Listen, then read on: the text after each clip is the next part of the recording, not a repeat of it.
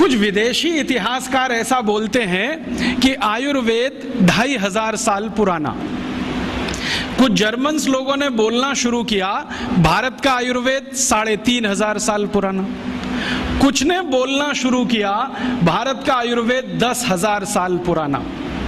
कोई बोलता है 10,000 साल, कोई कहता है 3,500 साल, कोई कहता है 2,500 साल। वो अपनी अपनी बुद्धि के हिसाब से कहते हैं। लेकिन मेरा कहना है कि अगर ये 10,000 साल का किस्सा है, 2-5 साल का किस्सा है, तो वो हनुमान जी गए थे लक्ष्मण को संजीवनी बूटी लाने के लिए, वो किस्सा तो,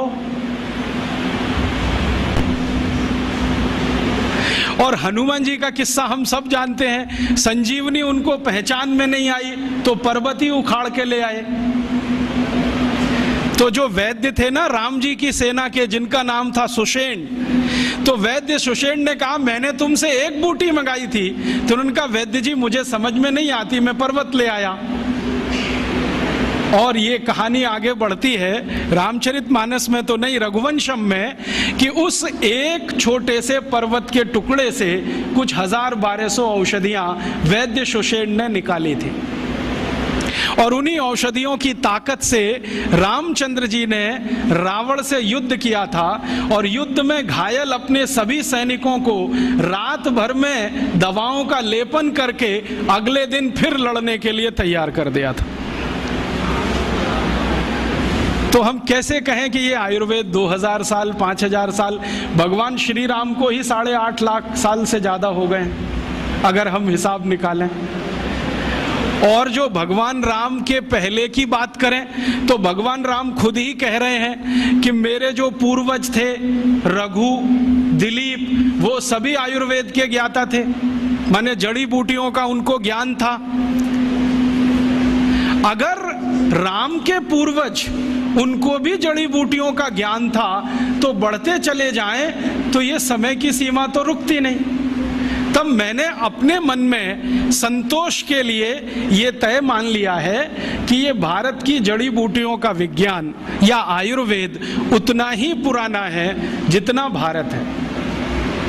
अब भारत की उम्र अगर हम जैन शास्त्रों के हिसाब से निकालें तो भगवान आदिनाथ से शुरू होती है, और भगवान आदिनाथ का समय 1-2 साल का नहीं, 1-2 हजार साल का नहीं, कुछ करोड़ वर्षों का है।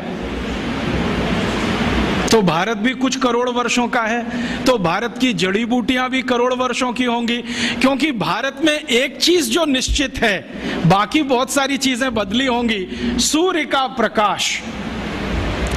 ये भगवान आदिनाथ के जमाने में भी होगा और आज सन 2006 में भी है। इस सूर्य के प्रकाश के कारण जैव विविधता, बायोडाइवर्सिटी उस समय भी रही होगी जो आज है। आज शायद कमी आई है, उस समय इससे भी ज्यादा रही होगी, क्योंकि हमने आज जो विकास का रास्ता अपनाया है उसमें इस जैव विविधता का ही, बायोडाइवर्सिटी का ही सबसे ज्यादा नाश हो रहा है। अब थोड़ा आगे बढ़ें कि भारत और यूरोप में ये अंतर है। अब उनके पास तो ज्यादा कुछ है नहीं, पेड़ पौधों के नाम पर, जड़ी बूटियों के नाम पर, तो दुनिया से जो मिलेगा उसी से वो अपना काम चलाएंगे। हमारे पास चूंकि सब कुछ है, इसलिए हमें दुनिया में कहीं जाने की जरूरत नहीं पड़ेगी। इसलिए भारत के जितने महान लोग हुए, जिनके नाम आप सब सुनते हैं, जैसे एक बड़े महर्षि हुए भरद्वाज, जिनको इस देश में आयुर्वेद के सबसे बड़े ज्ञाता के रूप में जाना जाता है, या बड़े एक महर्षि हुए चरक, एक थे सुश्रुत, जमदग्नि, काश्यप। ये सब लोग तो आज के नहीं हैं, कुछ तो हजारों साल के हैं, कुछ लाखों साल के। तो इनके पास ये सब ज्ञान जो उपस्थित हुआ वो प्रकृति ने मदद की होगी, और इसलिए इतना सब हो गया। अब वहां पर यूरोप में तो ये कुछ है नहीं, तो वहां किस तरह की चिकित्सा आई होगी, एक उदाहरण देता हूं। ये जो आधुनिक चिकित्सा है, मॉडर्न मेडिसिनल सिस्टम, जिसका पर्यायवाची इस समय है एलोपैथी, इस एलोपैथी का जनक माना जाता है एक ग्रीक व्यक्ति हिप्पोक्रेटिस। आप जानते हैं उसकी फिलॉसफी क्या है? मैंने हिप्पोक्रेटिस की बायोग्राफी पढ़ी, ऑटोबायोग्राफी, जो उसने ग्रीक में लिखी थी। बाद में अंग्रेजी हुआ, फ्रेंच हुआ, कई भाषाओं में तर्जुमा हुआ, ट्रांसलेशन हुआ, कई लोगों ने उस पर टिप्पणियां लिखी हैं। उसकी फिलॉसफी जरा सुनिए। वो ये कहता है कि शरीर में कोई रोग आ गया तो अब इसको दूर करने का एक ही उपाय है कि आपका जो रक्त है ना, ये प्रदूषित हो गया, इसको निकाल दो शरीर से, इसको निकाल दो। इसके अलावा कुछ और मालूम ही नहीं उसको कि कुछ कर सकते हैं क्या।